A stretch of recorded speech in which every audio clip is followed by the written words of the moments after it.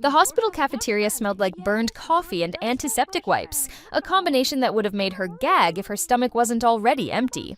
Chen Yi pressed her fingers against the laminate table, feeling the slight tackiness where someone had spilled something sweet hours before. The fluorescent lights hummed overhead, that specific frequency that lived somewhere between a headache and white noise. She watched the steam rise from her paper cup, twisting in the recycled air. Green tea, hospital cafeteria green tea that tasted like hot water someone had once shown a tea bag to from across the room. But she held the cup anyway, letting the warmth seep into her palms, grounding herself in the physical sensation because everything else felt wrong. Displaced, like wearing someone else's skin. A nurse walked past, wet rubber soles squeaking against linoleum, and Yi's head snapped up. The woman was young, maybe 26, with her hair pulled back in a practical ponytail, blue scrubs wrinkled from a long shift. She carried a clipboard against her chest and moved with the efficient stride of someone who had places to be, patients to check, medications to distribute. 26. Yai looked down at her own hands wrapped around the cup. The skin was smooth, unmarked. No age spots, no raised veins that had started appearing when she hit 40, no slight tremor that had developed in her left hand after the stroke. Her phone buzzed against the table. An iPhone 6, rose gold, with a crack across the top left corner that she'd gotten when she dropped it outside the subway station. She'd replaced that phone 8 years ago. 9 years ago? Time felt like water now, flowing in directions that defied physics. The screen showed a message from her mother. Remember to pick up milk on the way home. Your father finished the last carton this morning. Her father. Yi's throat tightened. She could picture him exactly as he'd been this morning, or this morning in this version of now, sitting at the breakfast table in his reading glasses, newspaper spread in front of him, complaining about the politicians. Alive, breathing. His heart still strong, years before the aneurysm that would take him on a Tuesday afternoon while he was watering the garden roses. She'd buried him when she was 31. She'd stood in the rain at his funeral, Linwei's arm around her shoulders, accepting condolences from relatives and colleagues while her whole world collapsed inward like a dying star. Linwei. Just thinking his name made her fingers tighten around the cup until the cheap paper crinkled. She could smell him suddenly. Not here, but in her memory. That expensive cologne he wore, the one he claimed a client had given him, but she'd later found the receipt for, hidden in his car. 1,500 yuan for a bottle of scent. He'd told her they couldn't afford to replace her winter coat that year. Excuse me, is this seat taken? Yi looked up. A man stood beside the table, early 30s, wearing blue scrubs with a stethoscope draped around his neck like a casual accessory. He had kind eyes and smile lines that suggested he laughed often. No, go ahead, she said, her voice coming out rougher than she intended. He sat down with a sigh of relief, setting down a tray that held something that might have been lasagna in another life. "Had a long shift," he explained, though she hadn't asked. "Started at 6 this morning, probably won't get out until 8 tonight. But hey, that's emergency medicine for you." She nodded, not trusting herself to speak. This man, this stranger, she'd seen him before. Not here, not now, but 5 years from now when she'd been brought to this same hospital after the car accident. He'd been the attending physician. Older then, more tired, with gray threading through his dark hair. He'd held her hand while they waited for the CT results, talking to her about anything and nothing, keeping her calm while they checked for internal bleeding. Dr. Zhang. She remembered his name tag. "Are you visiting someone?" he asked, taking a bite of the lasagna and making a face that suggested it tasted exactly as bad as it looked. "No," Yi said. She'd come here because she needed to see it, to confirm that this was real, that she was really here, really 26 again, really living in a year she'd already survived once. "I work nearby, just needed somewhere quiet to think." That was partially true. The advertising agency where she worked was 3 blocks away. Where she had worked, where she worked again. Time was a pretzel. Her phone buzzed again. This time it was a message in a group chat. Her university friends planning a dinner for next week? She scrolled through the names, her chest constricting. Wang Min, Zhou Jing, Li Xiao, all alive, all young, all still whole and unmarked by the tragedies that would find them in the years to come. Jo Jing would die in childbirth when she was 34. Li Xiao would move to Singapore for a job and slowly drift away until they were strangers who sometimes liked each other's social media posts. Wang Min would be diagnosed with breast cancer at 38 and beat it, but the treatment would change her, hollow her out in ways that had nothing to do with her body. And her, Yayi herself, she died at 43. Alone in her apartment, having alienated most of her friends through years of bitterness and isolation. The superintendent had found her 3 days after the fact, when the neighbors complained about the smell. But here she was, 26 again, sitting in a hospital cafeteria with her whole ruined life stretching out before her like a map she'd already traversed. "You okay?" Dr. Zheng was looking at her with concern. "You're very pale." "I'm fine," she said automatically. Then, because something in his kind eyes made her honest, "Actually, I think I'm having an existential crisis." He laughed, the sound warm and genuine. "Well, you've come to the right place. We specialize in those, usually around 3 a.m. in the waiting room, but we're flexible." He pushed his tray aside, giving her his full attention. "Want to talk about it?" Did she? Could she? What would she even say? I died and woke up 17 years in the past, and everything I thought I knew about my life is both true and hasn't happened yet, and I can't decide if this is a gift or a curse. "It's complicated," she said instead. "The best things usually are." Her phone buzzed again. This time it wasn't a message. It was a call. The name on the screen made her blood run cold. Lin Wei. For a moment, she just stared at it, watching the screen light up with each ring. In her first life, she'd answered every one of his calls, eager and in love and so catastrophically stupid. She'd rearranged her schedule for him, canceled plans with friends, skipped family dinners. She'd made herself small and convenient, and always available. The phone stopped ringing. Voicemail. 3 seconds later, a text. "Are you still mad? Can we talk? I miss you." She could taste bile in the back of her throat. This was from last night, or rather, last night in this timeline. They'd had a fight because he'd canceled their dinner plans for the 3rd time in 2 weeks. Some excuse about a client meeting that ran late. In her first life, she'd believed him. She'd apologized for being clingy and demanding. She'd made it up to him by cooking his favorite foods and pretending everything was fine. But this wasn't her first life anymore. He stood up abruptly, her chair scraping against the floor. "I need to go." Dr. Zhang looked startled but nodded. "I hope things work out," he called after her as she headed for the exit. The November air hit her like a slap out when she stepped outside, cold and sharp, carrying the smell of roasted chestnuts from a street vendor on the corner. She could hear the evening traffic, the perpetual symphony of Beijing, car horns and bicycle bells and the distant rumble of the subway beneath the street. Someone was playing music from a phone, a pop song that had been everywhere this year. She'd forgotten about that song. It would be played at every wedding and karaoke session for the next 18 months. Then fade into nostalgic obscurity. She walked without thinking, her feet carrying her down familiar streets. The city looked the same, but different. Fewer high-rises, more mom-and-pop shops that would be replaced by chain stores in a few years. The air quality was worse than she remembered. But maybe that was because in her mind, this era had taken on a golden hue. The past always prettier in retrospect. Her phone rang again. Lin Wei. Persistent as always.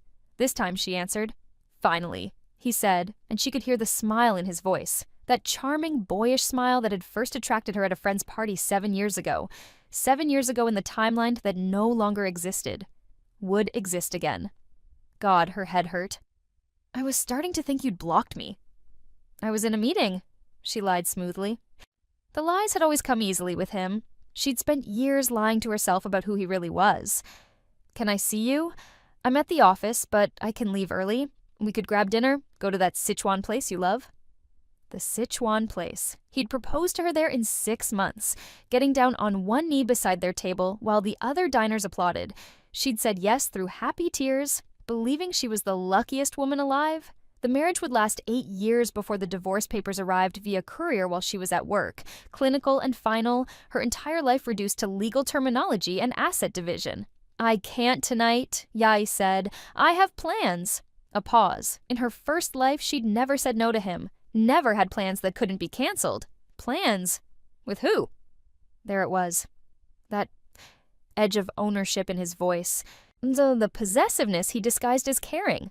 She'd missed it before, or maybe she'd heard it and told herself it was romantic, proof that he loved her. "Friends?" she said vaguely. "I'll talk to you later?" She hung up before he could respond, then immediately turned off her phone. Her hands were shaking, such a small act of defiance, and her body was reacting like she'd just jumped off a cliff. Maybe she had.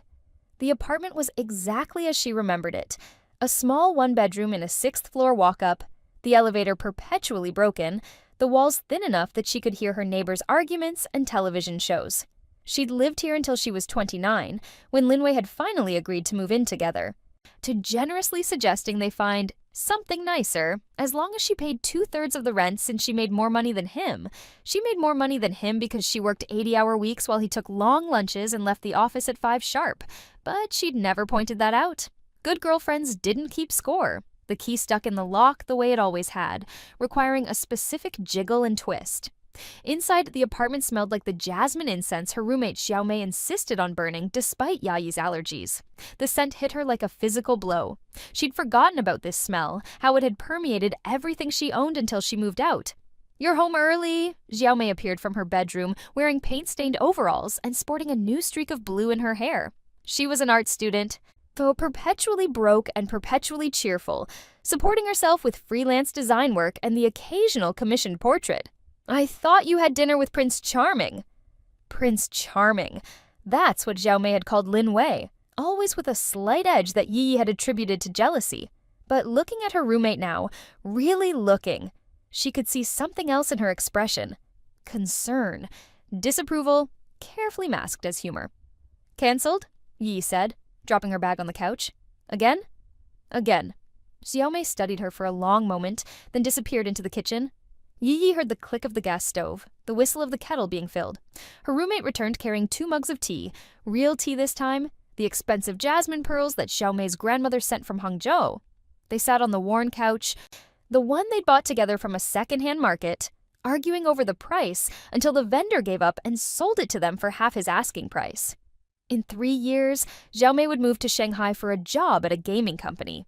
They'd promised to stay in touch, and they would for a while, but life would pull them in different directions until they were little more than social media friends, liking each other's posts but never quite managing to meet up when they were in the same city. "You look different," Xiaomei said suddenly. Yi's head snapped up. "What?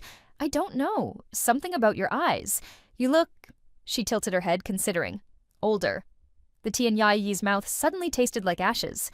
She swallowed carefully. "I'm tired. Work has been insane." Xiaomei didn't sound convinced, but she let it drop. Instead, "Li," she said, "can I ask you something? And I want you to really think about your answer." "Okay. Are you happy?" The question hung in the air between them like a living thing. Yi opened her mouth to say yes. Of course yes. Why would you even ask? The automatic response, the good girlfriend, good employee, good daughter response. But the words wouldn't come. Was she happy? Had she been happy?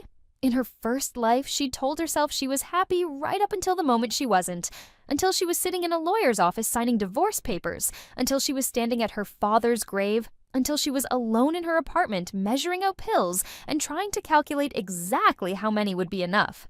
"No," she said finally. "I don't think I am."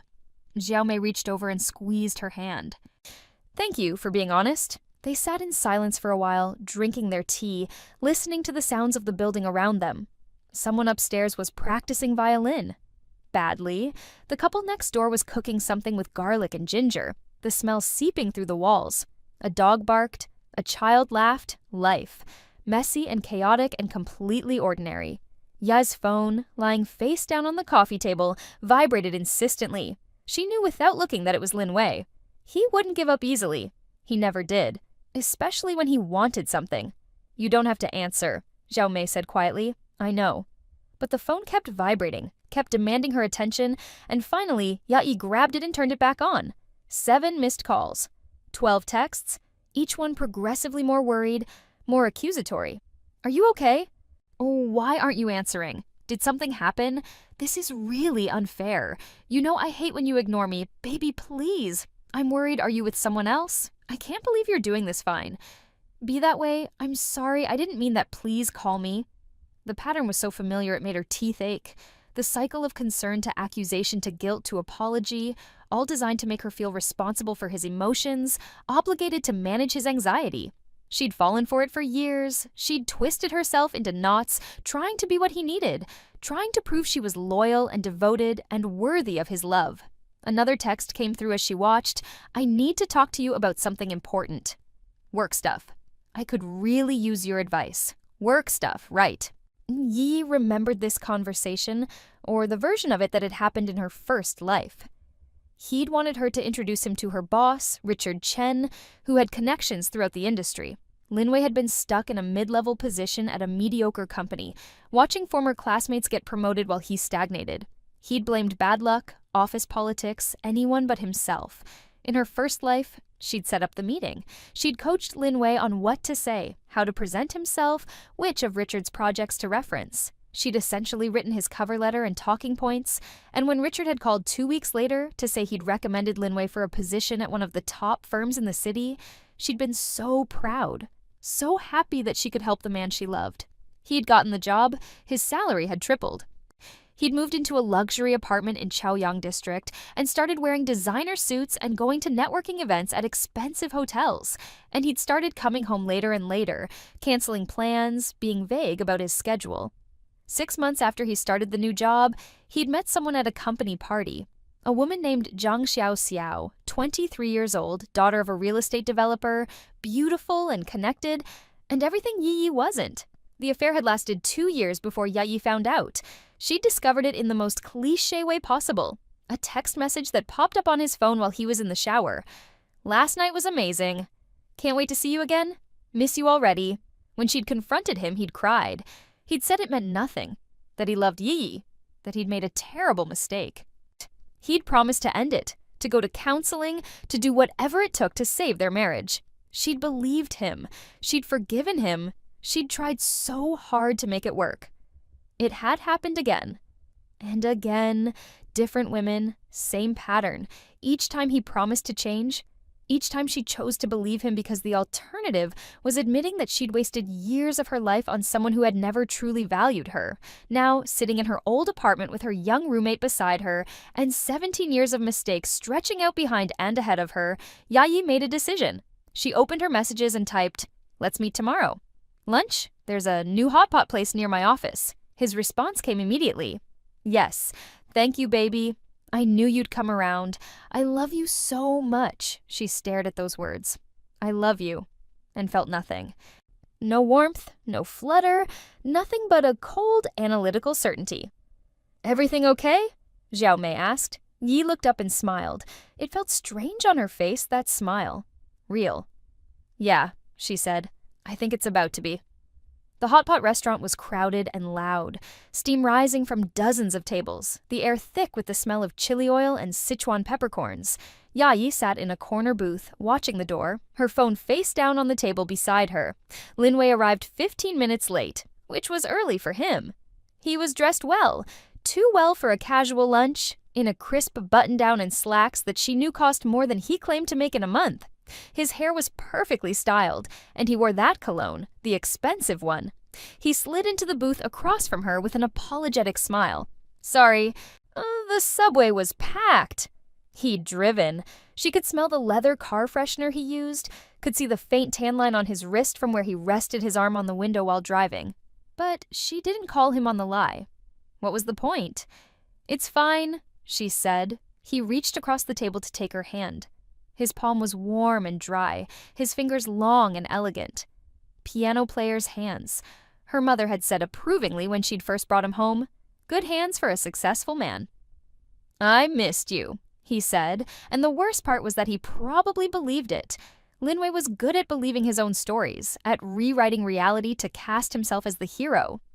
"You said you needed advice about work," Yi said, gently extracting her hand to pick up the menu. A flash of something crossed his face. Annoyance, maybe? That she wasn't playing along with the romantic reunion he'd scripted. But it was gone quickly, replaced by earnest concern. "Right, yeah, I don't know if I should even ask. I know things have been weird between us." "Ask." He took a breath, and she could see him organizing his thoughts, preparing his pitch. "You know, I've been stuck in the same position for 2 years now. Every review, they tell me I'm doing great, but when promotion time comes around, they give it to someone else, someone with better connections, better guanxi." Guanxi, connections, the currency of Chinese business, more valuable than money or talent. "And I've been thinking," he continued, "about what you said once about your boss, Richard Chen. How he knows everyone in the industry, how he's always helping people find opportunities." There it was. Yi felt something settle in her chest, heavy and certain. "You want me to introduce you?" she said flatly. "Not just introduce," he said quickly. "I've done my research. I know Chen Industries is looking to expand their digital marketing division. I have ideas, real innovative strategies that could—" "You want me to get you a job." He had the grace to look slightly embarrassed. "When you put it like that, it sounds mercenary. But Yi, I'm drowning at my current company. My talents are being wasted. And I know that if I could just get in front of the right people, prove what I can do, everything would change. Not just for me, for us. I could finally support you the way you deserve." Support her? That was rich. In her first life, even after he'd tripled his salary, she'd still paid for most of their shared expenses. He'd always had some reason why his money was tied up. Investments, helping his parents, unexpected bills. A server arrived with a massive pot of bubbling broth, splitting it into 2 sections, mild and spicy. They ordered meat and vegetables, tofu and mushrooms, hand-pulled noodles. The ritual of hot pot, familiar and soothing. While they waited for the broth to heat properly, Linwei kept talking, painting a picture of the future they could have once he got this new job. A better apartment, vacations to Thailand and Japan. Maybe even marriage, though he didn't quite say that directly, just implied it with careful phrases about building a life together and long-term planning. He was good at this, at making her feel like his success would be their success, like helping him was helping herself. Yi picked up her tea and took a slow sip. Buying time. She could feel the weight of her future knowledge pressing against her skull like a physical thing. She knew exactly how this played out. She knew that helping him would be the beginning of the end. That every opportunity she gave him would take him further away from her, would transform him from the struggling boyfriend who needed her into someone who found her increasingly inconvenient. But she also knew something else. She knew that Linwei, for all his charm and ambition, wasn't actually very good at his job. He was mediocre at best, carried by his ability to schmooze and network, his knack for taking credit for other people's work. He'd failed upward through a combination of luck and audacity, but he had no real substance. And Richard Chen, her boss Richard Chen, didn't suffer mediocrity. He was brilliant and demanding and had a legendary ability to see through bullshit. In her first life, he'd given Linwei a chance because Yi had vouched for him, had spent political capital she'd earned through years of excellent work. This time could be different. This time, she wouldn't coach him, wouldn't prepare him, wouldn't smooth his rough edges or cover his weaknesses. This time, she'd let him be exactly who he was. "Okay," she said. Linwei's face lit up. "Really? You'll do it?" "I'll set up a meeting, but that's all I can do. The rest is up to you." "Thank you." He reached across the table again, squeezing her hand so hard it almost hurt. "Thank you, baby. You won't regret this, I promise. This is going to change everything." He had no idea how right he was. The next morning, Yi arrived at the office early. Before most of the staff. The advertising agency occupied the 15th through 17th floors of a glass tower in Dongcheng District. She'd worked here for 4 years in her first life before Richard had recruited her to join him at Chen Industries, his own company. She'd stayed there until the car accident that had left her unable to work, the beginning of her long spiral downward. But that was years away. Might never happen now. The future was a river that could be redirected. She took the elevator to the 17th floor, where the executive offices were located. Richard's door was already open, light spilling into the hallway. He was always here early, often before dawn, so working through reports and strategy documents with a cup of black coffee that he'd made himself in the kitchenette because he insisted the secretary made it too weak. Yeshi knocked on the doorframe. "Got a minute?" Richard looked up, his reading glasses perched on his nose. He was 52 years old, with silver threading through his black hair and the kind of face that showed every year he lived but wore them well. In her first life, he'd been her mentor, her champion, the father figure who'd filled some of the void when her own father died. She'd missed him. God, she'd missed him. Chen Yi, he said, leaning back in his chair. You're here early. Either you've had a brilliant idea or you're in some kind of trouble. Somewhere in between, she admitted, closing the door behind her. Sit. Talk. She sat in one of the leather chairs across from his desk, the same chairs where she'd sat countless times before in another life, discussing campaigns and career moves, and eventually her exit strategy when the medical bills became too much. My boyfriend needs a job, she said bluntly. Richard's eyebrows rose. Your boyfriend? The one you've mentioned exactly twice in the 4 years you've worked here? That one. And you're coming to me because he's ambitious and stuck. And he thinks I can help him. Yi met Richard's eyes steadily. And because I want to see what you make of him. There was a long pause. Richard studied her with the intensity that had made countless junior executives squirm. That's an interesting way to phrase it. Not I want to help him, but I want to see what you make of him. He wants to work in digital marketing. I told him I'd set up a meeting. What happens after that is between you and him. Richard leaned forward, lacing his fingers together on the desk. You're one of my best people, Yi. Your work on the Lenovo campaign was exceptional. When you talk, I listen. So if you're asking me to meet with someone, I'll do it. But I'm not offering him a job sight unseen. I wouldn't expect you to. And if he's not good enough, I'll tell him so. I won't sugarcoat it just because he's dating you. I'm counting on it. Another pause, longer this time. Then Richard smiled, a small, knowing smile that made her wonder how much he understood. All right, send me his resume. I'll set something up for next week. Thank you. She stood to leave. But Richard's voice stopped her at the door. Yi, are you all right? You seem different lately, more decisive. Her hand tightened on the doorframe. I'm fine. Just tired of being indecisive? Good. Decisiveness is an underrated quality in women. We're told to be accommodating, flexible, always considering everyone else's feelings. Sometimes it's better to know what you want and go after it. She nodded and left before her expression could betray her. Back at her own desk, she opened her email and typed a message to Lin Wei.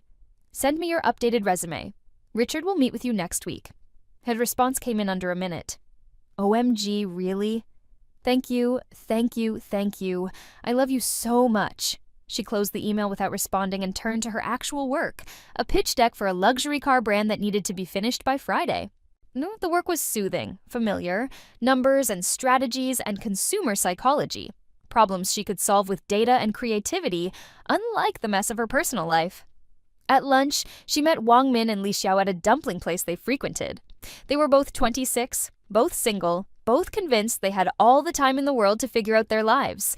Li Xiao was complaining about her boss, a middle-aged man who made inappropriate comments and stood too close. But the pay is good, she said with a sigh, and it's good experience for my resume. I just have to put up with it for another year or two.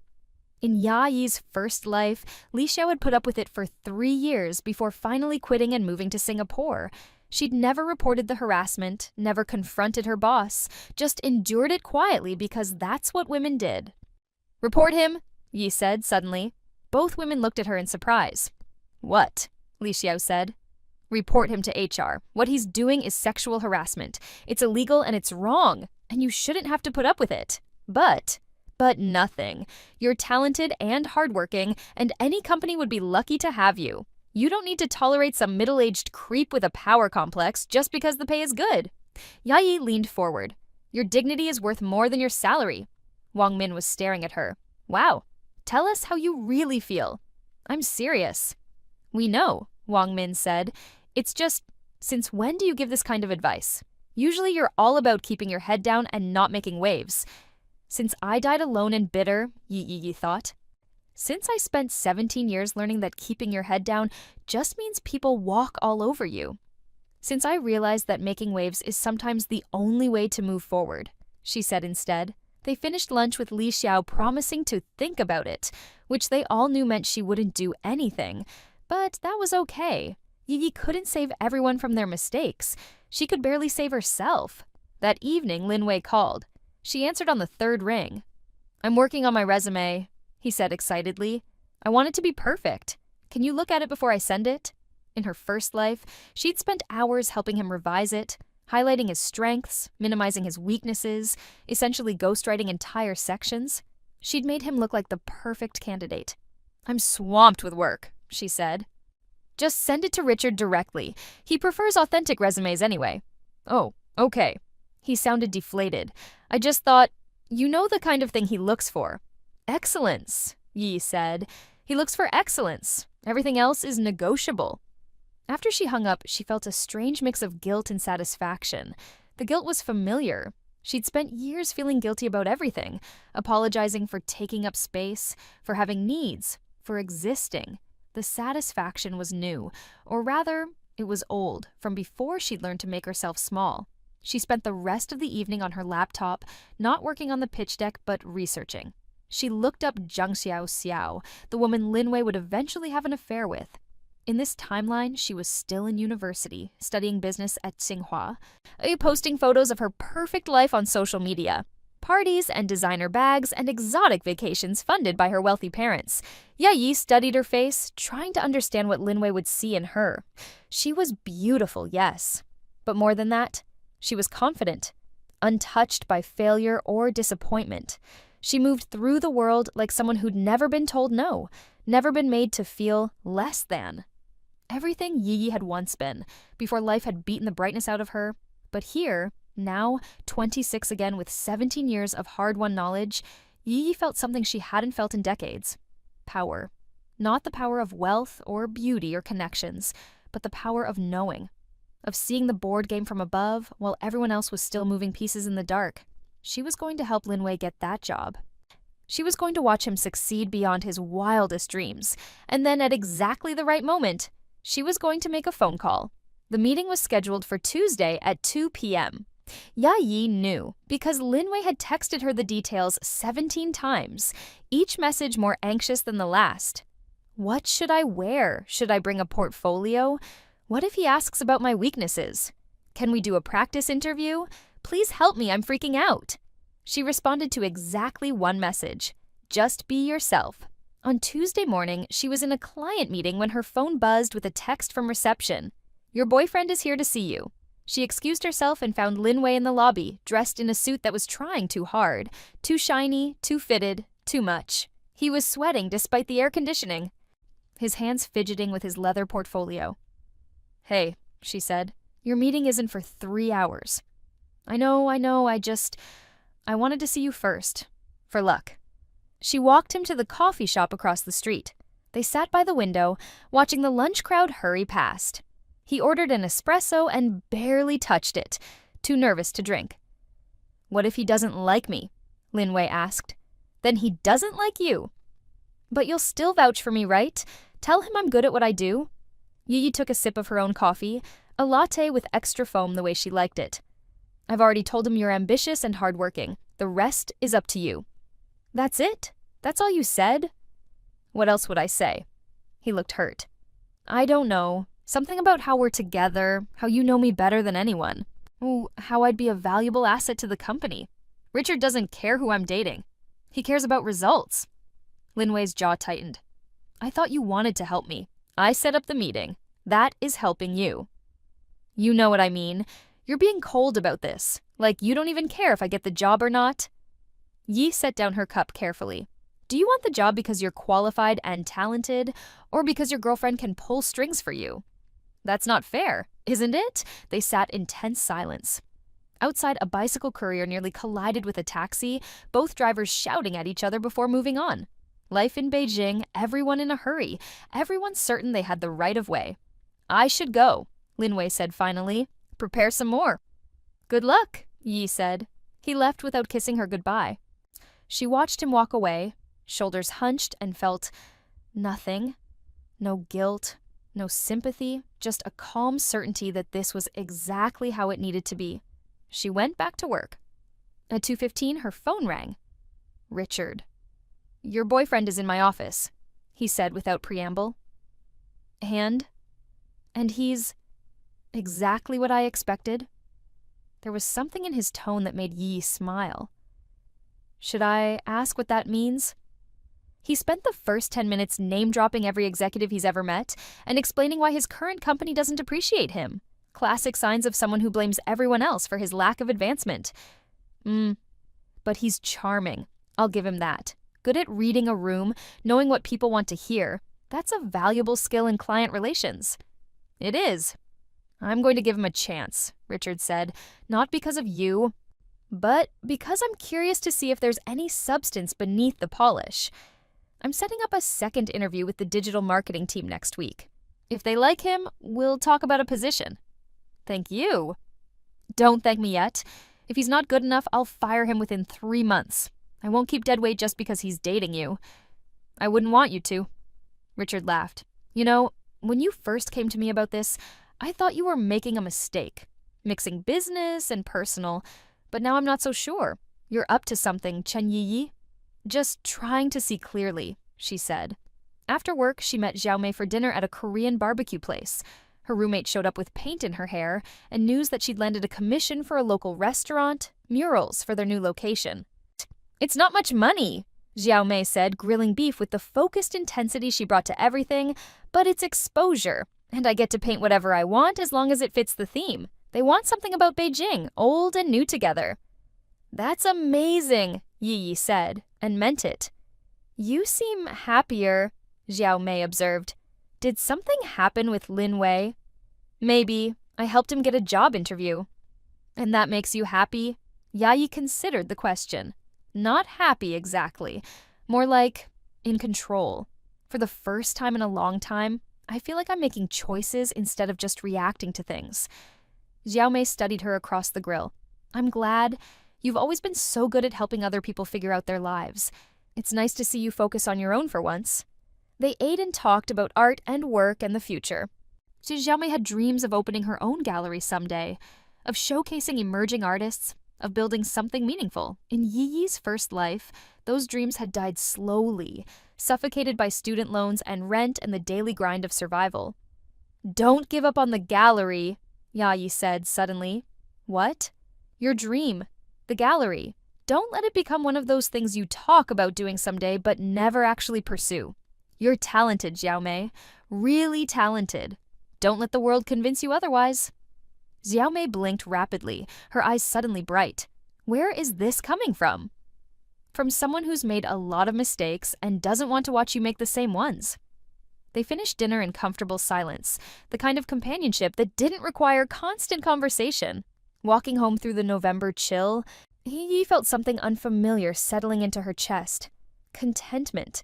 Not happiness, not yet, but the absence of the constant anxiety that had defined her first life. Maybe this was what peace felt like. Her phone buzzed. Lin Wei. They want me back for a second interview. Thank you so much, baby. I knew you could do this for me. She stared at those words. I knew you could do this for me, and felt the contentment evaporate, replaced by that familiar cold clarity. Not we did this. Not thank you for believing in me. You did this for me. As if her only value was what she could provide him. Yi deleted the message without responding and kept walking. The second interview went well enough that Chen Industries offered Lin Wei a position as a digital marketing associate. The salary was 3 times what he'd been making. The benefits included health insurance, performance bonuses, and access to the company's network of high-level clients. He called Yayi the moment he got the offer, literally shouting into the phone, I got it! I got the job! This is incredible! Everything's going to change now. I can feel it. Congratulations, she said. We need to celebrate. Let me take you out to dinner. Somewhere fancy. The best restaurant in Beijing. Money's no object now. They went to a French restaurant in Sanlitun, the kind of place with more forks than seemed necessary, and waiters who moved like shadows. Lin Wei ordered a bottle of wine that cost more than Yi's monthly rent, and insisted on getting the tasting menu. He was electric with excitement, talking about his new office, his new colleagues, the projects he'd be working on. Richard said I'd be working directly with the Huawei account. Do you know how huge that is? This could make my career. Yi sipped her wine and listened. She remembered this night from her first life. How happy she'd been for him. How proud. She'd thought his success was their success, that lifting him up would lift them both. She'd been so naive. And the best part, Lin Wei continued, reaching across the table to take her hand, is that I couldn't have done this without you. You believed in me when nobody else did. You opened doors for me. I'm going to spend the rest of my life making this up to you. You don't owe me anything, Yi said. Of course I do. You're the reason I'm sitting here, the reason everything's changed. He squeezed her hand. I love you, Chen Yi. I know I don't say it enough, but I do. And I'm going to prove it to you every day. The words should have meant something. In her first life, they had. She'd treasured them, replayed them in her mind during the long periods when he was too busy to call, when he canceled plans, when he came home smelling like someone else's perfume. Now they just sounded hollow. They finished dinner and took a taxi back to her apartment. Linwei wanted to stay over, to celebrate properly, but Yayi claimed she had an early meeting and needed to prepare. He was disappointed but accepted it, riding high enough on his own success that nothing could bring him down. After he left, Xiaomei emerged from her room. How was dinner? Expensive? You don't seem very happy for someone whose boyfriend just got his dream job. Yi kicked off her heels and collapsed on the couch. Oh yeah, I'm tired of performing happiness. That's dark. Is it? Or is it just honest? Xiaomei sat down beside her, tucking her feet under her. What's really going on with you two? And please don't say everything's fine. Yai was quiet for a long moment, staring at the ceiling. Have you ever known something was going to end badly but decided to do it anyway? Like that pottery class I took last year that ended with me accidentally destroying half the pieces in the kiln? Despite everything, Yayi laughed. Something like that. Want to talk about it? Not yet, but soon maybe. Linwei started his new job the following Monday. For the first 2 weeks, he texted Yi constantly. Photos of his new office, stories about his colleagues, excited updates about projects and meetings. She responded sporadically. Enough to avoid a fight, but not enough to encourage the constant contact. By week 3, the messages started slowing down. He was busy, he said, learning the ropes, building relationships with the team. She understood, right? She did. Better than he knew. In week 4, he canceled their Friday dinner plans because of a work event. It's important networking, he explained. Richard will be there and the CEO of Huawei. I need to make a good impression. Of course, Yi said. You're the best. I'll make it up to you this weekend, I promise. The weekend came. He was too tired. Maybe next weekend. Next weekend there was another work event. The pattern was already establishing itself, faster than it had in her first life. Maybe because she wasn't fighting it this time, wasn't calling him out, wasn't making him feel guilty. She was giving him exactly enough rope, and he was taking it eagerly. It was almost December when she saw the social media post. One of Linwei's new colleagues had tagged him in a photo from a company party, a group shot of the marketing team at a karaoke bar. Linwei was in the center, his arm around a young woman with long hair and a bright smile. Ya zoomed in on the photo. The woman was pretty, maybe 24 or 25, wearing a dress that probably cost more than Yi made in a month. She was leaning into Linwei, comfortable and familiar. Not Zhang Xiao, someone new, or rather someone who hadn't existed in her first timeline because the variables had changed. Interesting. She downloaded the photo and reverse image searched it. The woman's profile came up. Liu Maimi, digital marketing coordinator at Chen Industries, graduate of Beijing Foreign Studies University, daughter of Liu Zhen, a mid-level party official, connected, beautiful, available, exactly Linwei's type. Yi felt nothing. No jealousy, no heartbreak, just that cold, analytical certainty, like watching a chess game unfold exactly as predicted. She called Richard the next morning. Chen Yi, he said, sounding pleased, I was just thinking about you. We need to discuss the Lenovo campaign. How's Linwei doing? She interrupted. A pause. Your boyfriend? He's adequate. Good with clients, charming when he needs to be. Not as strong on the actual strategy side as I'd hoped, but he's learning. Adequate. Is that a problem? No, just wanted your honest assessment. Well, honestly, he's coasting on his personality and connections. He's smart enough to recognize good ideas when he sees them, but he's not generating them himself. He's the kind of employee who'll never be exceptional, but will never quite fail either, as long as someone else is doing the heavy lifting. Exactly what she'd expected. Thank you. Yai, can I ask you something? When you asked me to interview him, did you already know what kind of employee he'd be? She smiled, even though he couldn't see her. I had a pretty good idea. Then why? He stopped, then laughed. Never mind. I think I'm starting to understand. You're more devious than I gave you credit for. I prefer a strategic. Of course you do. She hung up and went back to work, feeling that same sense of pieces falling into place. Everything was proceeding according to plan, a plan she was writing in real time. Wow. Using her knowledge of what had been to craft what would be. That evening, Lin Wei texted, "Miss you. Sorry I've been so busy. This weekend for sure?" She replied, "Sure, but when the weekend came, she was the one to cancel." "Work emergency," she said. "Client crisis." He understood, right? Of course he understood. He was too busy with his own work to push back, too comfortable in the relationship to worry about a few canceled plans. By mid-December, they were seeing each other maybe once every 2 weeks. The conversations were surface level, perfunctory. He'd tell her about his work victories, and she'd make appropriate noises of approval. She'd mention her own projects, and he'd say, "That's great," without asking for details. They were already strangers pretending to be lovers, the gap between them widening every day. On Christmas Eve, they met for dinner at his suggestion.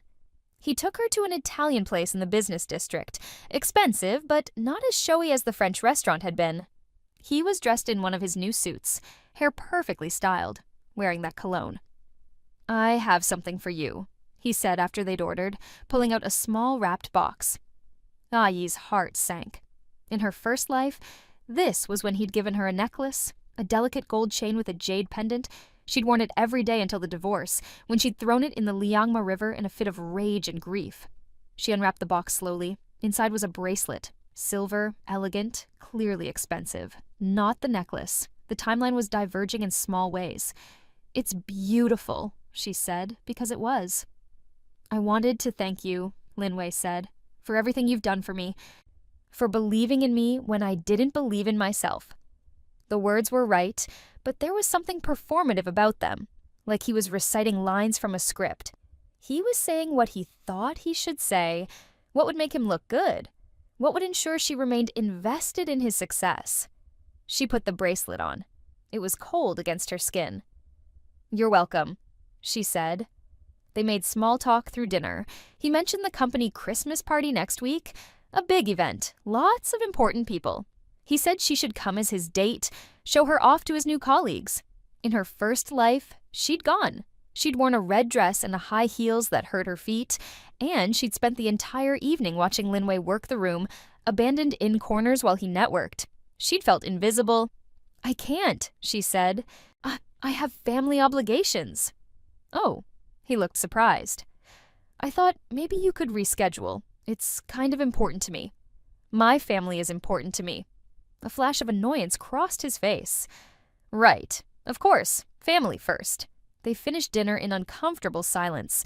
When he dropped her off at her apartment, he kissed her goodnight. A quick, distracted kiss that felt more like obligation than desire. "I'll call you," he said. "Okay." She watched him drive away in his new car, a BMW 3 Series that he definitely couldn't afford on his salary, probably leased with money he claimed to be saving. The taillights disappeared around a corner, and she felt a weight lift from her chest. Inside, Xiao Mei was packing. She was going home to Hangzhou for the holidays, spending 2 weeks with her family. "How was dinner?" she asked, folding clothes into a suitcase. "Fine. Just fine. He gave me a bracelet." "That's nice." "It's very nice. It's also very calculated." Xiao Mei stopped packing. "Yeah, Yi, I'm going to ask you something, and I want you to really think about your answer. Why does everyone keep asking me to think about my answers? Do I usually not think?" "You usually overthink, but about the wrong things." Xiao Mei sat down on her bed. "Do you actually want to be with Lin Wei? Not should you be, not is he a good catch, not what will people think. Do you want him?" The question hung in the air. Did she want him? Had she ever wanted him? Or had she wanted the idea of him? The security, the partnership, the societal approval that came with being part of a successful couple? In her first life, she'd wanted him desperately. She'd organized her entire existence around him, made him the sun she orbited. And when he'd left, when the divorce papers had arrived and the truth about his affairs had come out, she'd collapsed inward like a star going supernova, all her light extinguished. Now, sitting in her apartment with 17 years of hindsight, she tried to remember what she'd loved about him. His smile, his ambition, the way he'd made her feel special in the beginning, chosen, seen. But those were all things he did. not who he was. She'd loved the performance, not the person. "No," she said finally. "I don't want him." "Then why are you still with him?" "Because I'm running an experiment," Yi thought. "Because I'm watching karma unfold in real time. Because I'm waiting for exactly the right moment to make my move." "Inertia," she said instead. "Well, it's easier to keep going than to stop." That's the saddest thing I've ever heard. Maybe it was, but it was also true. Xiaomei left for Hangzhou the next morning. Yidi spent Christmas alone, which she preferred. She went to a Western church service, not because she was religious, but because she remembered going with her father when she was young, before he died.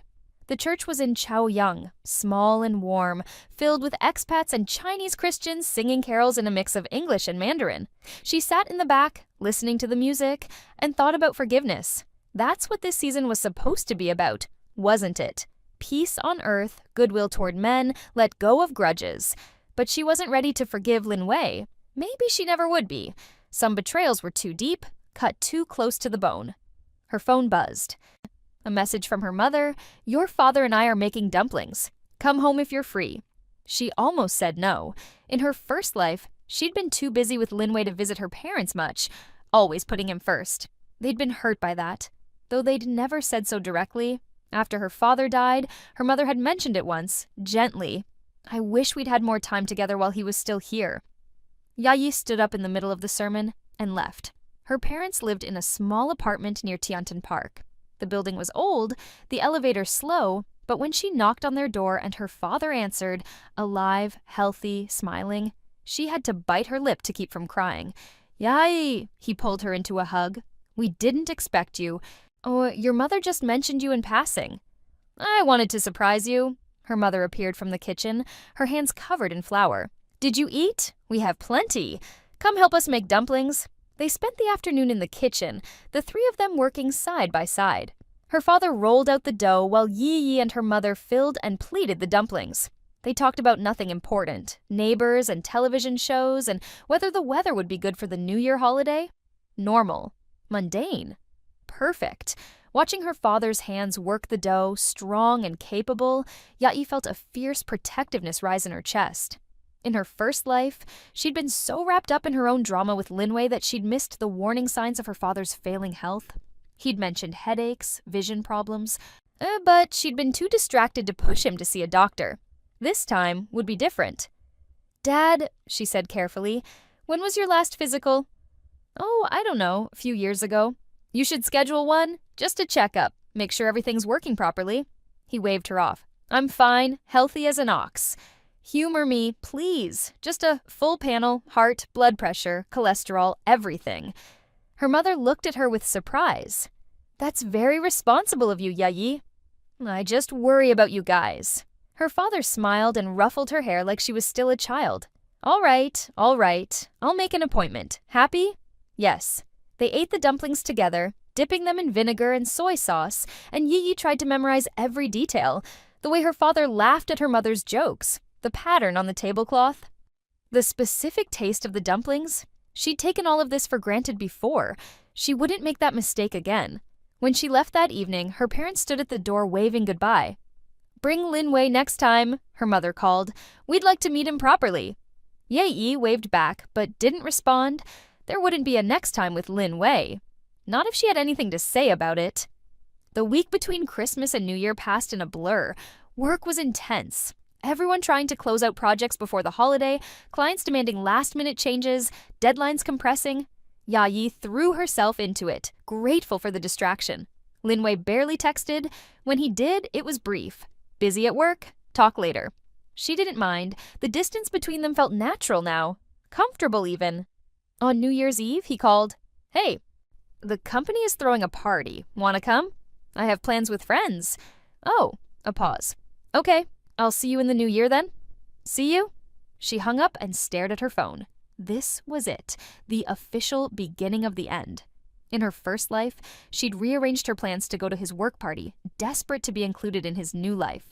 He'd left her alone most of the night while he networked, and she'd spent midnight watching him toast champagne with colleagues while she stood by the buffet table eating spring rolls. This time, she went to Wang Min's apartment where their friend group was gathering for hot pot and drinking games. They played cards and sang karaoke badly and counted down to midnight while watching the CCTV New Year's Gala. At exactly midnight, fireworks exploded across the city, illegal but tradition. And Yi stood on the balcony watching the sky light up.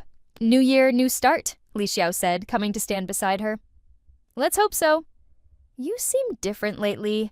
More present, Yi smiled. I'm trying to be. It suits you. The first week of January passed. Linwei texted sporadically, always about work. He was traveling to Shanghai for a client meeting. He was working late on a presentation. He was sorry, but he'd have to reschedule their dinner plans again. Yayi said okay to everything. She was busy too, genuinely busy with her own work and her own life. She'd started going to a painting class on weekends, something she'd always wanted to try. She'd reconnected with old friends from university. She'd started jogging in the mornings, getting up before dawn to run around Rattan Park while the city was still quiet. She was building a life that didn't revolve around Lin Wei, and it felt good. By the second week of January, she'd gone through his social media. He was posting more frequently now. Photos from business dinners, team outings, industry events. In many of them, Liu Maimei appeared. Never alone with him, always in groups, but there was a familiarity in how they stood next to each other. How his hand sometimes rested on her shoulder in a way that seemed just slightly too casual. Yai scrolled through the photos clinically, taking screenshots, noting dates and locations, building evidence, though she wasn't sure yet what she'd do with it. On January 15th, exactly 4 weeks after Linwei had started at Chen Industries, he texted, "We need to talk. And can you come over to my place tonight?" She stared at the message for a long moment. This felt familiar. The serious tone, the summons to his apartment. In her first life, this had been when he'd talked about wanting to slow things down, about needing space to focus on his career. He'd somehow made it sound like he was doing her a favor, like giving her less of himself was an act of love. She'd cried. She'd begged him to reconsider. She'd promised to be less demanding, less needy. The memory made her feel sick. "What about?" She typed back. "Just us. I think we should talk about us." "Okay, what time? 7? See you then." She went through the rest of her workday on autopilot, her mind already writing the script for how the evening would unfold. He'd start with compliments, how great she was, how much he cared about her. Then he'd talk about his career, how demanding it was, how he needed to focus. He'd say he wasn't breaking up with her, just suggesting they take a step back, give each other space. And she'd smile and nod and agree, because this time, she didn't need him to stay. She needed him to think she was okay with the distance, okay with him drifting away, okay with being demoted from girlfriend to occasional convenience. Linwei's apartment was in a new development in Chaoyang, all glass and steel and luxury amenities he couldn't afford. She'd been here twice before, once when he'd first moved in, once when he'd had friends over for dinner. Both times she'd felt out of place, like she was visiting someone else's life. He opened the door wearing casual clothes, jeans and a sweater, his hair unstyled, trying to look approachable, comfortable. Setting the scene. "Hey," he said, leaning in for a kiss. She turned her head so it landed on her cheek. "Hey," if he noticed. He didn't comment. He led her to the living room, minimalist furniture, abstract art on the walls, a wine rack that held bottles she suspected he'd never opened. They sat on opposite ends of the couch, a careful distance between them. "Do you want something to drink?" he asked. "I'm fine."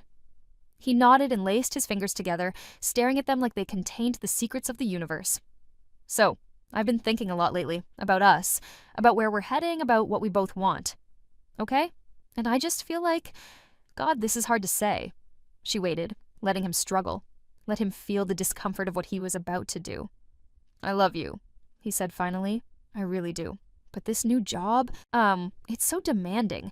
I'm working 12, 14-hour days, and I feel like I'm not giving you the attention you deserve. It's not fair to you." There it was, the setup. He was framing it as concern for her, as if he was the noble one, sacrificing the relationship for her own good. "I see," Yi said neutrally. "I think maybe we should not break up, but just take some pressure off. Stop trying to maintain this schedule of dinners and dates when we're both so busy. Let things be more casual for a while." "Casual?" "Yeah, still together, still committed, but more flexible. No expectations. No guilt when we can't see each other. She looked at him. Really looked at him. He believed every word he was saying. He'd convinced himself that this was the mature, reasonable solution, that he was being considerate and thoughtful. He'd also spent the last week with Liu Maimei. She'd seen the photos, late-night working sessions, weekend team bonding activities, the slow build of a connection that had nothing to do with work. Okay, Yi said. He blinked. Okay, let's be casual, more flexible, no expectations. Really? Just like that? You're not upset? Linwei, you're right. We're both busy. We both have demanding careers. It makes sense to be more relaxed about the relationship. He looked simultaneously relieved and slightly disappointed, like he'd been preparing for a fight and didn't know what to do with that one. Great. That's great. I'm glad you understand. I do. They sat in awkward silence for a moment. Then he said, Do you want to stay? We could order food, watch a movie. I can't. Early morning tomorrow. Oh, right. Of course. She stood up. He walked her to the door, hovering uncertainly like he wasn't sure how to end the evening. I'll call you, he said. Sure. She walked to the elevator, pressed the button, waited. Only when the doors closed and she was descending alone did she allow herself to smile. Phase 1 complete. The next 3 weeks unfolded exactly as she'd predicted. Linwei called occasionally, always with an excuse for why he was busy. She was understanding, supportive, never demanding. She was the perfect low-maintenance girlfriend, asking nothing, expecting nothing, and while she played that role, she watched. She watched as Linwei and Liu Maimei spent more and more time together. Team lunches that ran long, after-work drinks that extended past midnight, weekend strategy sessions that involved just the two of them. She watched as his social media shifted, fewer posts about work achievements, more lifestyle shots. Expensive restaurants, cocktail bars, a weekend trip to Qingdao that he claimed was for a client meeting, but that included photos of Liu Maimei at the beach smiling in a bikini. She watched as he stopped even pretending to try. The calls became texts, the texts became sporadic, the promises to see her soon stretched from days to weeks. And through it all, she collected information. Screenshots, timestamps, locations, building a comprehensive record of his activities.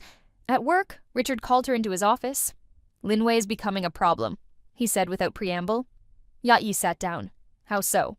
His work quality is declining. He's distracted, turning in sloppy reports, missing deadlines, and there are rumors about him and Liu Maimei. Oh, nothing concrete, but people are talking. She's in a relationship, isn't she? I thought I saw photos of her with a boyfriend. She is, or was. It's unclear, Richard rubbed his temples. Look, I don't care about my employees' personal lives as long as it doesn't affect their work. But this is affecting work and creating a potentially toxic situation. What are you going to do? Talk to him, give him a warning? If things don't improve, I'll have to let him go. That seems fair? Richard studied her carefully. You're taking this very calmly. Should I be upset? Most people would be, if their boyfriend was the subject of affair rumors. He's not my boyfriend anymore. Not really. We're on a break. A break? Richard laughed without humor. That old chestnut. Let me guess. His idea? His suggestion. Said my agreement. You're a better person than me. I would have dumped his ass weeks ago. Maybe I'm just patient. Or maybe you're playing a longer game. He leaned back in his chair. I've known you for 4 years, Ai. You're one of the smartest people I've ever worked with. So, when I see you doing something that looks passive, I have to wonder if it's actually strategic. She smiled, but said nothing. Right. Keep your secrets. He waved her off. Just know that when this inevitably blows up, you have my full support, both professionally and personally. Thank you. She left his office and went back to her desk. Her phone showed a message from Linwei. Can't make dinner tomorrow? Big presentation on Friday. Rain check? She typed back. No problem. Good luck with the presentation. She didn't mention that she'd seen photos of him at a karaoke bar last night, Liu Maimei on his lap, both of them drunk and laughing. She didn't mention that Liu Maimei's boyfriend had commented on the photos, angry and hurt. She didn't mention that the office gossip chat, which she had access to through a friend in accounting, was blowing up with speculation. She just said good luck and went back to work. That Friday, the presentation went poorly. Linwei had been so distracted with Liu Maimei that he'd barely prepared. The client, a major electronics manufacturer, had been unimpressed with his vague strategies and generic recommendations. They'd walked out of the meeting saying they'd take it under advisement, which everyone in the business world knew meant no. Richard was furious. He called Lin Wei into his office and, according to the administrative assistant who heard the whole thing, tore into him about professionalism and responsibility and wasted opportunities. Lin Wei texted Yi Yi that night, "Horrible day. Really need to talk to someone who understands me." She waited 3 hours before responding, "Sorry, was at dinner with friends. What happened?" He called instead of texting, and she let it ring 4 times before answering. "Everything's falling apart," he said, and she could hear that he'd been drinking. "Richard hates me. The clients hate me. Everyone's turning against me." "I'm sure that's not true." "It is. I'm trying so hard, but nothing I do is good enough. And there are all these rumors, people talking about me and Mei, but we're just friends. Just colleagues. But everyone's making it into something it's not." Mei? Liu Mei. So she works in my department. We've been collaborating on projects. "Oh. You believe me, right? That it's just work?" She could picture him exactly, sitting in his expensive apartment, drunk and spiraling, needing someone to absolve him, to make him feel like the victim instead of the villain. "I believe you," she lied. "Thank you. God, thank you. You're the only one who really understands me, the only one who's always on my side." They talked for another hour. He complained about Richard, about the clients, about his colleagues who were jealous of his success. He talked about how hard he was working, how underappreciated he felt, how unfair it all was. She made sympathetic noises and said nothing of substance. And when he finally exhausted himself and hung up, she sat in the darkness of her apartment and felt nothing but a cold satisfaction. The pieces were all in place. The stage was set. It was almost time to make her call. She waited 1 more week. 7 days during which Lin Wei spiraled further, his texts becoming more erratic, more desperate. He wanted to see her, he said. He needed her. Could she come over? Could they have dinner? Could she please call him back because he felt like he was losing his mind? She responded sporadically, always friendly, always understanding, always too busy to actually meet. She had work, she had family obligations, she had friends visiting from out of town. Meanwhile, the situation with Liu Mei escalated. The boyfriend, a law student named Chen Hao, had confronted them at a company event. There'd been shouting, accusations, almost a physical fight before security intervened. Liu Mei had broken down crying, saying it was all a misunderstanding, that nothing had happened. But something had happened. Everyone knew it. The photos were evidence enough. The way they looked at each other, the casual intimacy of their body language, the late-night messages that had been screenshot and circulated through the office. Richard called them both in. Officially, it was to discuss maintaining professional boundaries. Unofficially, everyone knew it was a final warning. And then, on a Tuesday morning, exactly 6 weeks after Lin Wei had started at Chen Industries, Yi made her call. She did it from the office, in a conference room with the door closed. She'd scheduled it on her calendar as personal business, do not disturb. Her hands were steady as she dialed Richard's direct line. He answered on the second ring. "Chen Yi, what can I do for you?" "I need to tell you something," she said, "about Lin Wei." A pause. "I'm listening." She took a breath, letting the moment stretch. She'd rehearsed this conversation in her mind dozens of times, refining it, perfecting it. "When I asked you to interview him, I wasn't completely honest about my motivations." "Go on." "I suspected, knew really, that he wasn't as talented as he claimed to be. That he was good at networking and self-promotion, but lacked substance. I thought you'd see through him, but I also knew you'd give him a chance because of me." "That's quite an admission." "I'm not finished." She paused. "I also suspected that once he got some success, once he had access to better opportunities and more sophisticated people, he'd show his true colors. That he'd get distracted, arrogant, sloppy, that he'd prioritize personal gratification over professional responsibility. And you wanted me to see this because in another version of my life, I spent years making excuses for him, covering for his weaknesses, enabling his worst behaviors because I thought that's what love meant. And it destroyed me." Silence on the other end of the line. Then, Another version of your life? Call it intuition, call it pattern recognition, call it whatever you want. I stood up, pacing to the window. The city sprawled below, millions of people living their lives, making their choices. The point is, I needed to see if I was right. So if he would make the same mistakes when given the opportunity. And he has. So you used my company as your personal proving ground. I did, and I'm sorry for that. You've been a mentor and a friend, and you deserved my honesty. And yet, you're only coming clean now, after 6 weeks of watching this play out. Yes. Another pause. Why now? What changed? Nothing changed. This is exactly when I planned to call you. She turned away from the window, because now you've seen for yourself what kind of employee Linwei is. You've given him every opportunity to succeed. You've warned him about his behavior, and he's continued to make poor choices, to prioritize his ego and his desires over his responsibilities. So what do you want from me? To fire him as some kind of revenge? No. I want you to do whatever you think is appropriate based on his performance. If he deserves to be fired, fire him. If he deserves another chance, give it to him. I'm just giving you context. Context? Richard laughed, but there was no humor in it. That's one word for it. I manipulated the situation, Yi said bluntly. I put him in a position where he had the opportunity to either rise to the occasion or fail spectacularly. I knew which one was more likely, but I needed to see it happen. I needed proof that I wasn't wrong about him. And now you have it? Yes.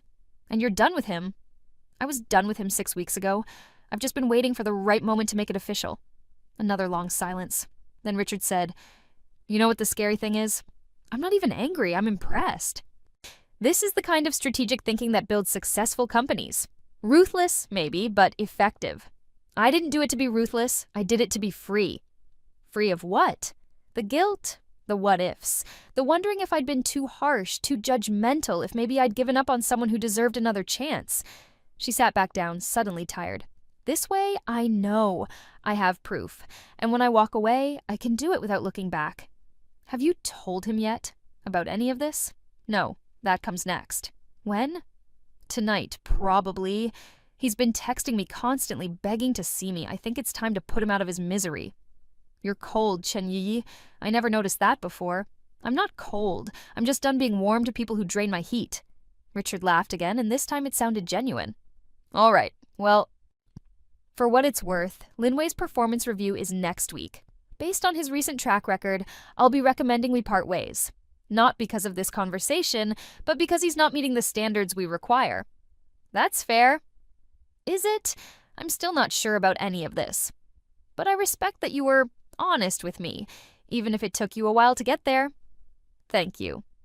And Yi, for what it's worth, I hope you find what you're looking for, whatever that is. She hung up and sat in the conference room for a long time, watching the afternoon light shift across the walls. She felt lighter than she had in years, 17 years to be exact.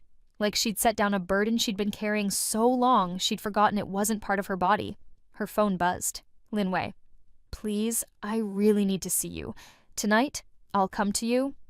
She typed back, Okay, come to my apartment, 7 p.m. Then she called Xiao Mei. Can you make yourself scarce tonight? I need the apartment. Hot date? More like a final exam. That sounds ominous. It's not, it's just necessary. Xiao Mei agreed to stay at her boyfriend's place. Yi spent the rest of the afternoon working, focusing on projects and reports, letting her mind settle into the familiar rhythm of problem-solving and strategic thinking. At 6:30, she left the office. She stopped at a grocery store and bought ingredients for dumplings, the same recipe her mother had taught her, the same ones they'd made together on Christmas. She wasn't sure why. Maybe because cooking was meditative, a way to keep her hands busy while her mind prepared for what was coming. She was rolling out dough when Linwei knocked on the door at exactly 7 p.m. Punctual for once. She opened the door with flour on her hands, wearing old jeans and a t-shirt. No makeup. Hair pulled back in a simple ponytail. Deliberately unglamorous. He, on the other hand, had dressed up. Nice shirt, cologne, hairstyled. Like he was going on a first date instead of having a serious conversation. Hey, he said, leaning in for a kiss. She stepped back. Come in. I'm making dumplings. He followed her to the kitchen, looking around the apartment like he was seeing it for the first time. Maybe he was, really seeing it. He'd never spent much time here, always preferred his place, his space, his terms. "Can I help?" he asked. "Sure, you can fill while I pleat." They worked in silence for a while. She'd forgotten how satisfying it was to make dumplings. The rhythm of it, the precision required, the transformation of simple ingredients into something nourishing. "I'm sorry," Linwei said suddenly, "for everything. For being distant, for being a bad boyfriend, for taking you for granted." "Okay." "I've been doing a lot of thinking. About us, about what's important. And I realized I almost lost the best thing in my life." Yi continued pleating dumplings, her hands moving automatically. What brought on this realization? "Work stuff has been rough, really rough, and I kept thinking about how you're the only person who's ever really supported me, who believed in me even when nobody else did." He moved closer. "I want to make it up to you. I want us to start over, do things right this time." "Start over?" "Yeah, be a better boyfriend. Make you a priority. Show you how much you mean to me." She set down the dumpling she'd been working on and washed her hands. Then she turned to face him fully. "Why now?" she asked. "What changed?" "I told you. I almost lost you. That scared me." "You didn't almost lose me, Linwei. You did lose me. Weeks ago. You just didn't notice." He blinked. "What?" "When you came to me and said you wanted to be more casual, what you really meant was you wanted to keep me as a backup plan while you explored other options. You wanted the security of having a girlfriend without the inconvenience of actually being a boyfriend. That's not... Let me finish." Her voice was calm, measured. "You spent the last 6 weeks pursuing Liu Meimei, taking her to expensive dinners I never got invited to, going on weekend trips you claimed were for work. Yeah, texting her at all hours while leaving my messages unread for days." His face went pale. "How did you..." "Social media exists, Linwei. You weren't exactly subtle about it. Neither was she. It's not what it looks like. We're just friends. Work colleagues?" "Right. That's why her boyfriend confronted you at the company event. Because you're such good colleagues." He ran his hand through his hair, destroying the careful styling. "Okay, fine. Maybe I got too close to her. Maybe I crossed some lines. But nothing actually happened. I swear, I never cheated on you. You're splitting hairs. But you know what? I don't even care anymore." "You don't care?" "No. Because whether you physically cheated, or just emotionally cheated, or just thought really hard about cheating, the result is the same. You made your choice. Now I'm making mine." "Yeah, please. Don't do this. I love you. I made mistakes, but I love you." She looked at him, really looked at him, and tried to find any remnant of the feelings she'd once had. The attraction, the affection, the desperate need for his approval and love. There was nothing. Just a stranger in her kitchen saying words that had lost all meaning. "You don't love me," she said quietly. "You love what I can do for you, the connections I can provide, the support I offer, the way I make you feel important and desired. But me, as a person, my thoughts, my dreams, my needs, you've never cared about those. That's not true, isn't it? Name one thing I'm passionate about. One hobby I have, one goal I'm working toward, one fear that keeps me up at night." He opened his mouth, closed it, opened it again. "You like your work? So does everyone. Try again. You're close with your family? Strike two. This isn't fair. You're setting me up to fail." "No, Linwei, you set yourself up to fail by spending 2 years with someone and never bothering to actually know them." She crossed her arms. "But it's fine, because I don't know you either, really. I know the performance you put on, the mask you wear, but the real you, the person underneath, I don't think I want to know him." "So what? You're breaking up with me? Just like that?" "I'm acknowledging what's already true. We've been broken up for weeks. This is just the official notification." He stared at her, his face cycling through emotions, shock, anger, hurt, calculation. She could see him trying to figure out the right thing to say. The correct performance that would make her change her mind? "You're making a mistake," he said finally. "I'm going places, Yayi. My career is taking off. In a few years, I'll be at the top of this industry. You'll regret giving up on us?" "Maybe, but I'll regret staying with you more." "Because of Maimei? I told you, nothing happened." "It's not about Maimei. It's about you, who you are, what you value, how you treat people." She picked up the tray of dumplings. You can let yourself out. Wait, just wait. He grabbed her arm. Can't we talk about this? Work through it? She looked down at his hand on her arm, then back up at his face. Let go of me.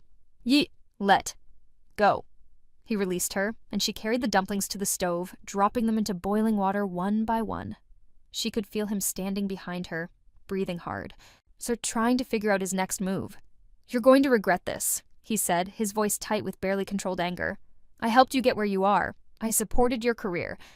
And this is how you repay me? She almost laughed. You helped me? Please, elaborate. I introduced you to people. I gave you advice. I was there for you. You introduced me to exactly one person, and that was your college roommate who worked in a completely different industry. You gave me advice like, just work harder, which is useless.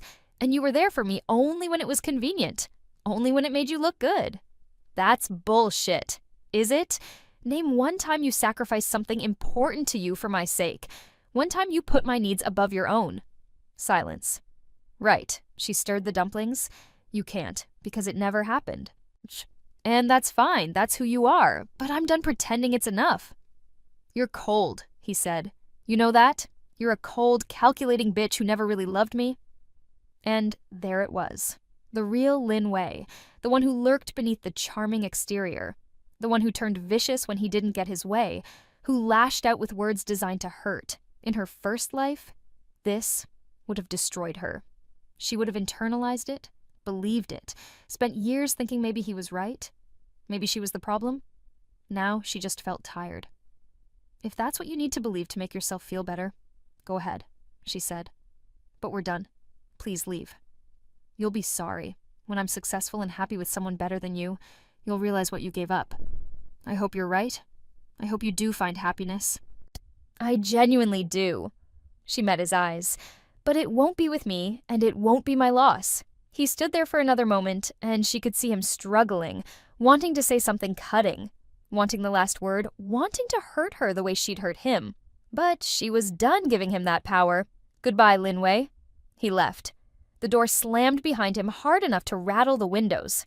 Yi finished cooking the dumplings, plated them, sat down at her small table, and ate. They were good, not as good as her mother's, but close. She savored each bite, letting the familiar flavors ground her. She felt nothing. No sadness, no relief, no triumph, just a quiet emptiness where her relationship with Lin Wei had been, like a tooth pulled after years of aching. Her phone buzzed. A text from Richard. I assume from the office gossip that you and Lin Wei are finished. She replied, yes, as of about 10 minutes ago. Good. For what it's worth, you handled that whole situation with remarkable restraint. I would have blown up at him weeks ago. Maybe that's the difference between us. You know your worth.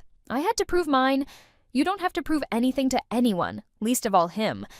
But I understand the impulse. She set down her phone and finished her dumplings. Outside, the city hummed with life, cars and voices, and the distant sound of construction. Beijing, eternal and changing, grinding forward regardless of individual dramas. She was 26 years old. She had a good job, good friends, her parents were alive and healthy, and she had 17 years of experience, showing her exactly which mistakes to avoid. For the first time since she'd woken up in this timeline, in this younger body with all her older memories, Yi felt something that wasn't confusion or grief or cold calculation. She felt hopeful. The fallout was swift and exactly as predictable as she'd anticipated.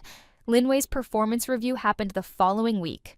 Richard, true to his word, evaluated him purely on his work, which had been mediocre at best, actively harmful at worst. The lost Huawei contract alone was enough to warrant termination, but combined with the workplace drama, the missed deadlines, and the general unprofessionalism, the decision was obvious. He was let go with 2 weeks severance and a neutral letter of recommendation. Generous, considering. Yue heard about it through the office grapevine before Lin Wei tried to call her. She ignored the call. And the next 7 after that? Finally, he sent a text. This is your fault. You sabotaged me. You poisoned Richard against me because you couldn't handle me breaking up with you. She blocked his number without responding. The texts came from different numbers. Friends' phones, borrowed phones, even an email from a newly created account. Each message was more desperate, more accusatory. She was a manipulative bitch. She'd ruined his life. She'd destroyed his career. All because he'd been honest about needing space. She blocked each new number and deleted each email without reading past the first line. She didn't owe him her attention, her energy, or her emotional labor. After 2 weeks, the messages stopped. According to the Gossip Network, which was surprisingly efficient, he'd found a new job at a much smaller firm for a fraction of his previous salary. Liu Maimei had transferred to a different department, and her boyfriend had dumped her. The whole situation had the bitter aftertaste of a cautionary tale. Yi felt nothing about any of it. It was like reading about strangers in a news article, people whose lives had briefly intersected with hers but held no lasting significance. She threw herself into work. Richard, impressed by her Lenovo campaign and apparently not holding the Linwei situation against her, started giving her bigger clients and more responsibility.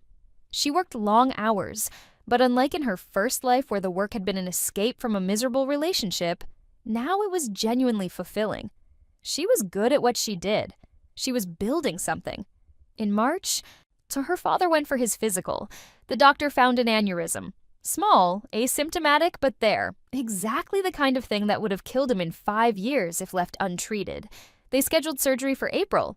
It was routine, the doctors said. Low risk. He'd be fine. Yayi sat with her mother in the hospital waiting room, holding her hand, while her father was in surgery. She thought about all the versions of this moment. The one where she was 31 and devastated, standing in the rain at his funeral. The one where she was 40 and bitter, unable to even grieve properly because she'd been so wrapped up in her own misery. This version, where she was 26 and present and had somehow saved him through sheer force of will and future knowledge, felt surreal. The surgery was successful. Her father woke up cranky and complaining about the hospital food, which her mother took as a good sign. Yayi visited every day, bringing books and magazines and gossip from the office. They played card games and watched terrible daytime television and just existed together. "You seem different," her father said one afternoon. "More settled, like you've figured something out." "Maybe I have. Does it have to do with that boyfriend of yours? What was his name?" "Linwei. And we broke up." "Ah," he nodded sagely. "I didn't like him anyway." "You never met him." "Didn't need to. Your mother showed me photos from your social media. Too much hair gel? Never trust a man who uses that much hair gel." Yi laughed. "That's your criteria?" "It's never failed me yet." He squeezed her hand. "You're young, successful, smart. Oh, so you'll find someone better, someone who deserves you." "Maybe. Or maybe I'll just focus on myself for a while." "Even better." By May, Yi had settled into a new rhythm. Work was good. She'd been promoted to senior account manager with a corresponding raise. Her social life was active but manageable.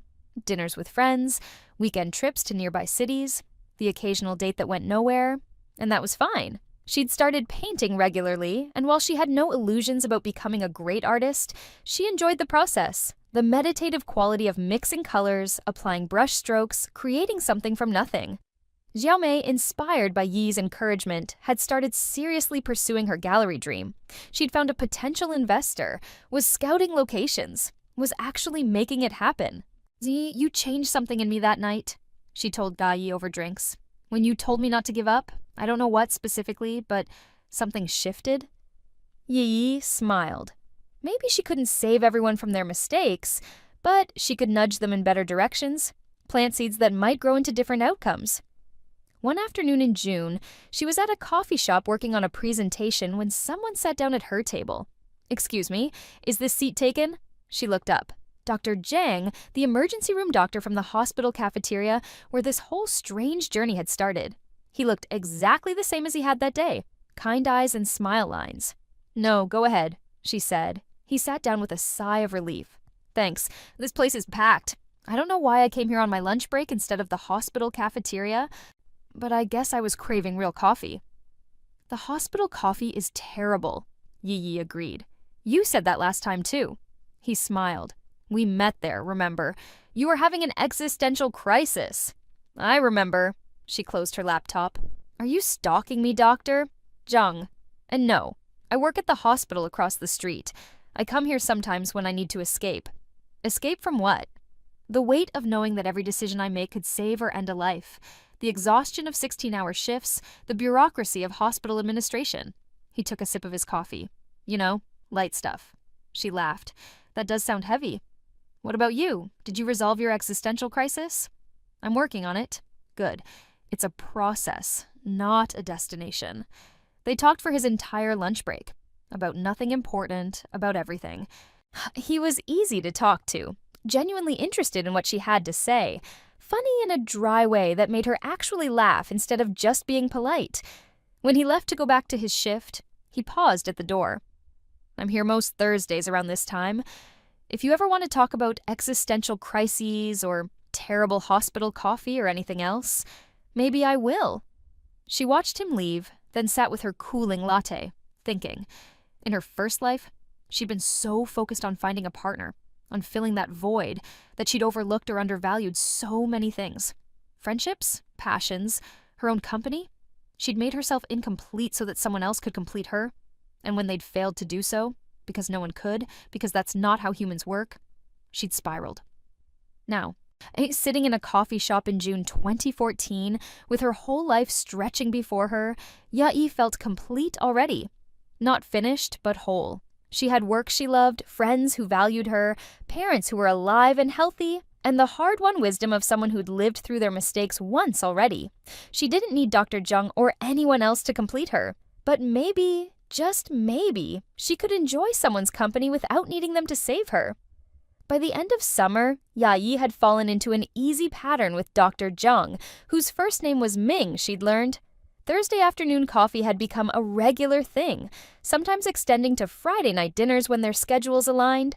He was different from Linwei in every way that mattered. He listened more than he talked. He remembered details about her life, the name of her painting instructor, her mother's birthday, the deadline for her big project at work. He split checks or alternated paying without making a production of it. When she said she was too tired to meet up, he said no problem and meant it.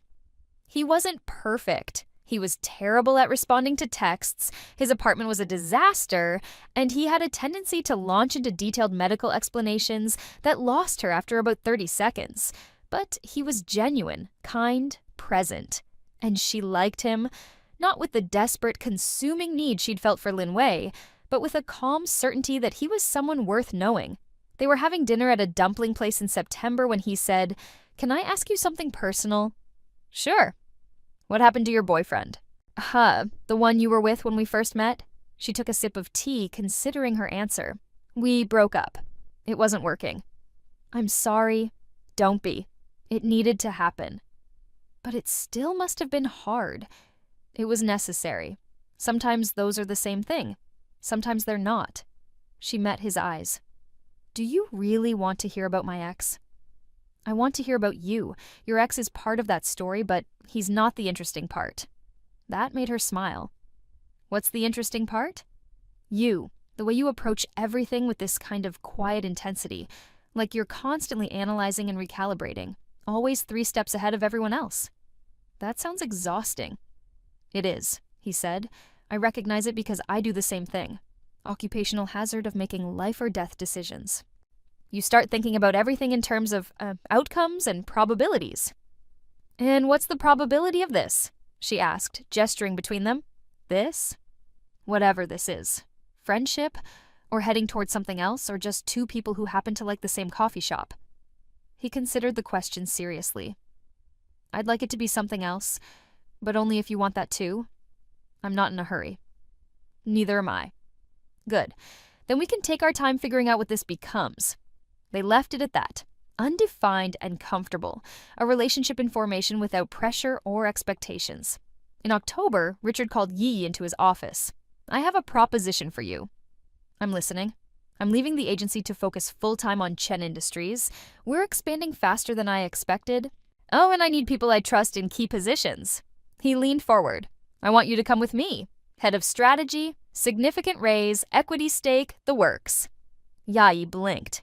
In her first life, this offer had come when she was 29, and she'd accepted immediately. It had been the high point of her career before the accident, before everything fell apart. Now it was happening 3 years early, in a timeline she'd already rewritten. "When do you need an answer?" "Take a week. Think about it. Talk it over with whoever you need to talk it over with." He smiled. "But I hope you say yes. You're one of the best strategic minds I've ever worked with. I'd hate to lose you to a competitor." She spent the week thinking, weighing options, considering futures. The old Yi would have said yes immediately, desperate to please, to advance, to prove her worth. The new Yi, or rather the Yayi who'd lived through this once already and knew better now, took her time. She talked to her parents, who were proud but cautious. She talked to Xiaomei, who was excited for her. She talked to Ming, who asked thoughtful questions about what she wanted, not what she should do. And she thought about the future, not the one she'd already lived, but the one she was building. In her first life, taking this job had been the beginning of the end in some ways. The increased stress, the longer hours, the way it had consumed her life and left no room for anything else. But this time could be different. She was different. She accepted the position with conditions, flexible hours, the ability to work remotely when needed, clear boundaries about work-life balance. Richard agreed to everything. She pleased to have her aboard. She started at Chen Industries in November, and it was everything and nothing like she remembered. The office was new, the technology more advanced than what she'd used in her previous timeline at this point. The team was younger, hungrier, more innovative. And she was ready for it in a way she hadn't been the first time. She had perspective now, the knowledge of what mattered and what didn't. She worked hard but not desperately. She was strategic but not ruthless. She built relationships without sacrificing her boundaries. It was, she realized, the career she'd always wanted but had never quite achieved in her first life. Because she'd been so busy trying to prove herself to everyone else and to herself that she'd lost sight of what success actually looked like. By December, she'd been at Chen Industries for a month and was thriving. The work was challenging but rewarding. Her team respected her, Richard trusted her judgment. And Ming had asked her to be his girlfriend officially, which she'd agreed to after a moment of consideration that made him laugh. "Most people don't have to think that hard about saying yes," he'd said. "Most people haven't learned to be careful about who they give their heart to," she'd replied. "Fair enough. I'll try to deserve it." On Christmas Eve, they went to dinner at her parents' apartment. Her mother's idea, after Yi had mentioned she was seeing someone. Her father sized Ming up over dumplings and apparently approved because he started telling embarrassing childhood stories, which Yayi took as a good sign. Her mother pulled her aside while Ming and her father were arguing about basketball. "He's different from the last one. You never met the last one. I saw enough from your photos. This one looks at you like you're a person, not a trophy." Yi hugged her mother, sudden and fierce. "Thank you." "For what?" "For being here. For being you. For caring." Her mother hugged her back, confused but pleased. "Of course, my silly girl." Later, walking home through the cold Beijing night, Ming's hand warm in hers, Yi thought about Lin Wei. She wondered where he was, what he was doing, if he'd found success or happiness or whatever he'd been chasing, and she realized she genuinely didn't care. He was a chapter in her life, or rather 2 versions of her life. That was closed now, not with bitterness or regret, but with the simple acceptance that some things end and that's okay. "You're smiling," Ming observed. "I am?" "Yeah, what are you thinking about?" "How different everything is from how I thought it would be." Good different or bad different? Good. Definitely good. They walked in comfortable silence for a while. Then Ming said, "I know you have secrets, things you don't talk about, pieces of yourself you keep locked away. And that's okay. Everyone does, but if you ever want to share them, I'm here." She squeezed his hand. "I know, and maybe someday I will. But right now, I just want to enjoy this moment, this version of my life where everything is still possible and nothing is ruined yet." Yet? Force of habit? Pessimism disguised as realism? Ah, I know it well. They reached her apartment building. So Ming kissed her goodnight, soft and sweet and unhurried, and she watched him walk away until he turned the corner. Upstairs, Xiaomei was working on sketches for her gallery, which was set to open in March. How was dinner with the parents? Good. They approved. Of course they did. He's a doctor. Parents love doctors. He's also kind and patient and treats me like an equal. Well, that too. Xiaomei set down her pencil. You seem happy. Like genuinely happy. Not performing it or faking it, just content. I am, Yi said, and realized it was true. I really am. She went to bed that night and slept deeply, dreamlessly, for the first time in what felt like forever, or 17 years, depending on how you counted. The epilogue, March 2015. The gallery opening was exactly what Xiao Mei had envisioned. A beautiful space in 798 Art District, white walls displaying vibrant paintings by emerging artists, wine and cheese and conversation flowing easily.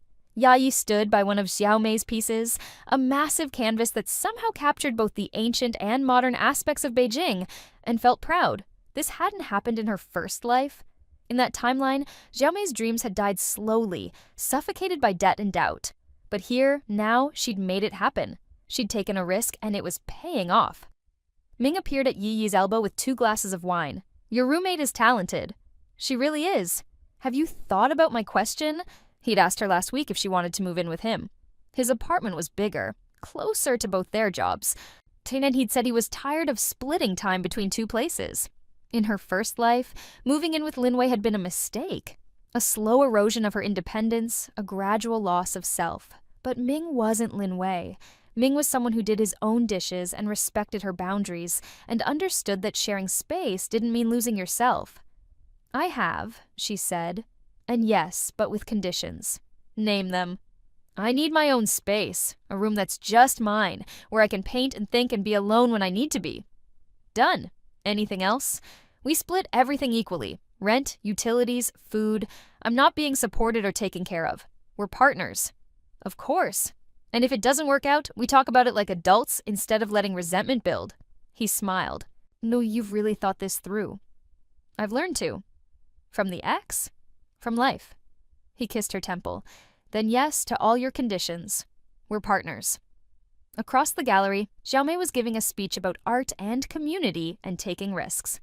Yai listened with half her attention, the other half occupied by the mental math of her life. She was 27 years old.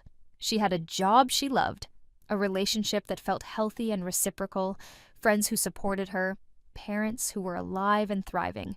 She'd rewritten her own history, redirected the river of her life into channels that led somewhere better. And Lin Wei, the man who'd once been the center of her universe, who'd broken her heart and destroyed her faith in love, was just a memory now, a cautionary tale, a lesson learned. She'd heard through the grapevine that he was engaged to someone he'd met at his new job, someone young and successful and connected. Exactly his type. Good for him. She meant it. Her phone buzzed. A message from Richard. "Board meeting went well. They approved the expansion into Shanghai. Couldn't have done it without your strategy deck. Dinner to celebrate?" She typed back, "Absolutely. Thursday work?" "Perfect. Bring Ming if he's free." She smiled. This life, this version of her life that she'd crafted through a combination of future knowledge and hard-won wisdom, was so much better than the first one. Not perfect. Nothing was perfect. But it was hers, built on her own terms, with her eyes wide open. The speech ended. People applauded. Xiao Mei caught Yi Yi's eye across the room and grinned, and Yi Yi raised her wine glass in salute. To second chances, to choices made with clarity instead of desperation, to lives rebuilt from the ruins of what could have been. Ming's arms settled around her waist, comfortable and warm. "What are you thinking about?" "Jasmine tea," she said. "Random?" "Not really. It's the smell that started everything. Or rather, the smell I associate with the moment I realized everything could be different." "You're being cryptic again." "I know. I'll explain someday. Maybe. I'll wait." And he would. That was the thing about Ming. He had patience for her complicated thoughts and mysterious references. He didn't need to understand everything about her immediately. He was content to learn her slowly, piece by piece, revelation by revelation. That night, lying in bed in her apartment for one of the last times before the move, he thought about the phone call, the one she'd made to Richard about Lin Wei, the culmination of her careful planning and strategic maneuvering. It hadn't been revenge exactly. Revenge implied emotion, and by that point she'd felt nothing but cold certainty. It had been more like correction, setting the record straight, ensuring that the truth was known and consequences were appropriate. And it had worked. Lin Wei had faced the natural results of his own actions, his mediocrity, his unprofessionalism, his inability to succeed without someone else propping him up. She hadn't destroyed him. She'd simply stopped protecting him from himself. That was the difference, she realized, between her two lives. In the first one, she'd spent so much energy trying to save people from their own mistakes, carrying their weight, making excuses. And it had crushed her. In this one, she'd learned to let people face their own consequences while focusing on her own path. It wasn't cold or cruel, it was just honest. Adults were responsible for their own choices, including her. She'd chosen this, all of it. The breakup, the career move, the new relationship, the life she was building. Not because it was safe or easy or what she was supposed to do, but because it was what she actually wanted. That was freedom. Her phone buzzed one last time before she fell asleep. A message from an unknown number. "I heard you're doing well. Congrats on the new job. LW." She stared at it for a long moment, then deleted it without responding. Some doors, once closed, should stay that way. She turned off her phone, pulled the blankets up, and let sleep take her. Tomorrow she'd start packing for the move. Next week she'd start the Shanghai expansion project. Next month she'd celebrate her birthday with people who actually cared about her. Next year, and the year after that, and all the years stretching forward into a future she was writing in real time. Those were all mysteries. Beautiful, terrifying, unknown mysteries. But this time at least, she was walking into them with her eyes open. And that made all the difference.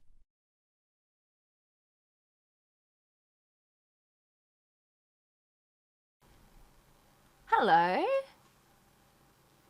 Hi. Hi, what's happening? We're back. We're painting? That seems strange. No, don't worry. No. Whoa. A hook pick to peel the builder. Oh, it's so good. It's so good. It doesn't work the same way in for the acrylic gouache for whatever reason. I don't think. I've been stood up on dates enough times. Great giggles and gaffs. Oh, unfortunately, I need to make some of those pan-fried veggies. Yum. I'm excited for you. Take a pre-work nap before midnight. Let's do it. Get on out of here. Thanks for hanging, Dreamer. Ow. Hi, Uber Mammal. Hi, I'm back. Okay, I'm back. Whoa. Nighty-o. Have a good one. Enjoy the veggies. Enjoy the nap. Enjoy the midnight. We'll catch ya. We'll catch you later. Probably because acrylic's plastic. Plastic. Yeah, does gouache have something else in it that makes it less plastic? The acrylic gouache. Acrylic gouache. Does the acrylic gouache have something in it? Make it look plastic. Ooh, is this the one I want? Might be too strong. Let's see. Asshole. Hi, asshole. I'm about to paint. Look at what I painted. Here's one I prepared earlier. How you been? How you doing? Good to see you.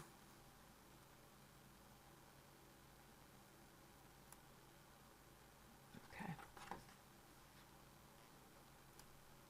Ooh.